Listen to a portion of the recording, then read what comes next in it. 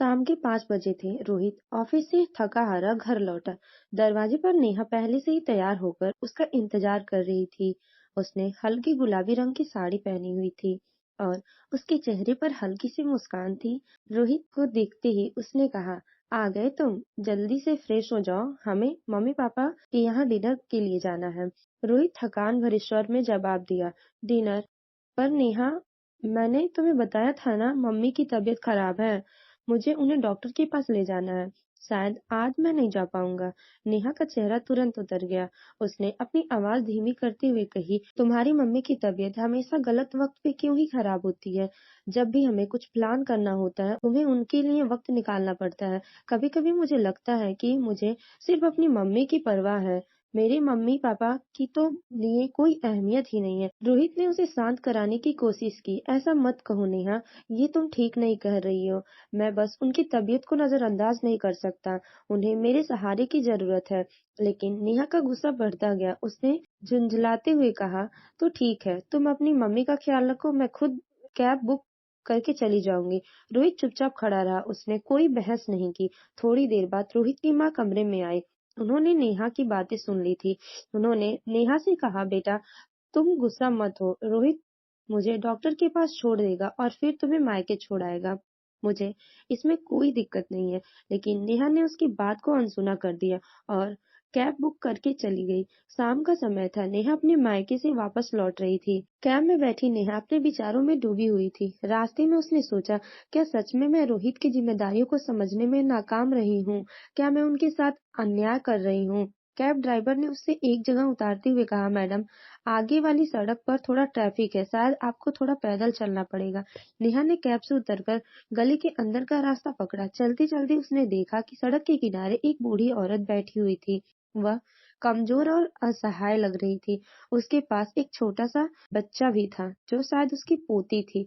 नेहा रुक कर पूछी, अम्मा आप यहाँ क्या क्यों बैठी हो?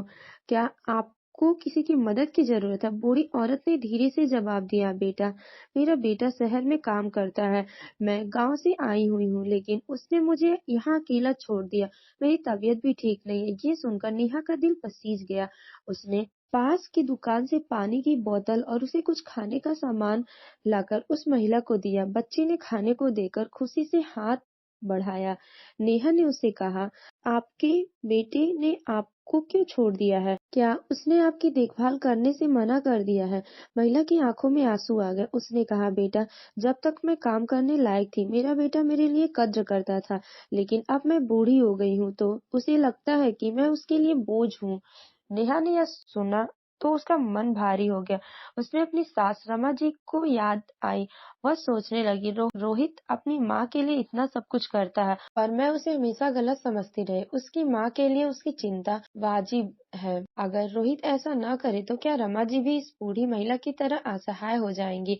उस रात नेहा ने घर लौटकर रोहित की माँ से माफी मांगी। उसने कहा, माँ मुझे माफ कर दीजिए। मैंने हमेशा सोचा था कि रोहित सिर्फ आपकी परवाह करता है और मेरी अनदेखी करता है, लेकिन आज मुझे एहसास हुआ कि एक माँ का महत्व क्या होता है। आपने अकेले रोहित को पाला और अब जब आपको उसकी जरूरत है तो मैं उसके और आपके बीच दीवार बन रही हूँ।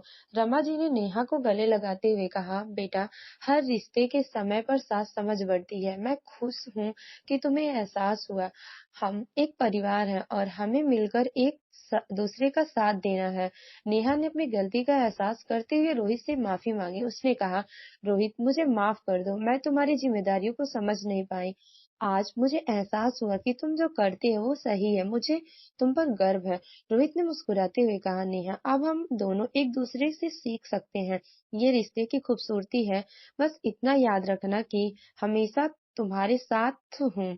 यह कहानी दिखाती है कि जीवन में हमें कभी कभी दूसरों के अनुभवों से सीख मिलती है।